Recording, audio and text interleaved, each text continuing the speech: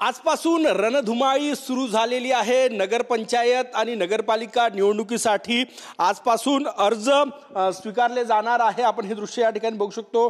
तयारी जी आहे ती पूर्ण झालेली आहे। 10 नोव्हेंबर ते 17 नोव्हेंबर पर्यंत अर्ज जे आहे ते स्वीकारले जाणार आहे। आपण हे दृश्य या ठिकाणी बघू शकतो। नागपूर जिल्ह्यामध्ये 15 नगर परिषद आणि 12 नगरपंचायती आहेत। आपण बघू शकतो या ठिकाणी त्यापैकीच एक आहे महादुला नगरपंचायत।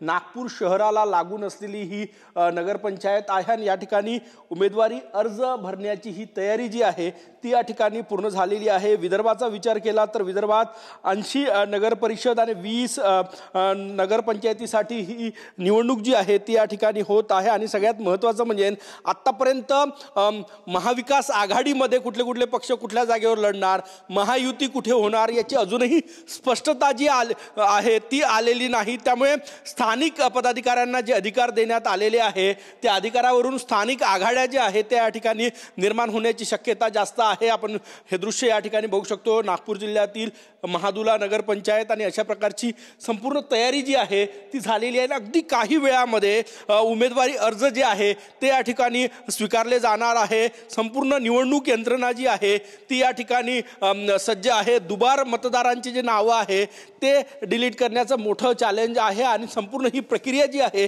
ती आजपासून सुरू झालेली आहे। उमेदवारी अर्ज जे आहे ते आजपासून स्वीकारले जाणार आहे। सगळ्यात मोठा प्रश्न कारण की बऱ्याच मोठे जे पक्ष आहे त्यांचे उमेदवार अजून निश्चित झालेले नाही। त्यामुळे आज उमेदवारी अर्ज कोण पहिल्या दिवशी दाखल करणार, बंडखोरी होणार का, आघाड्या काय होणार, महायुती आणि महाविकास आघाडी एकत्र निवडणूक लढणार का, हे सगळे प्रश्न अजूनही अनुत्तरितच आहे। कॅमेरामॅन सचिन सयामसह गजानन माटे, TV9 मराठी, नागपूर।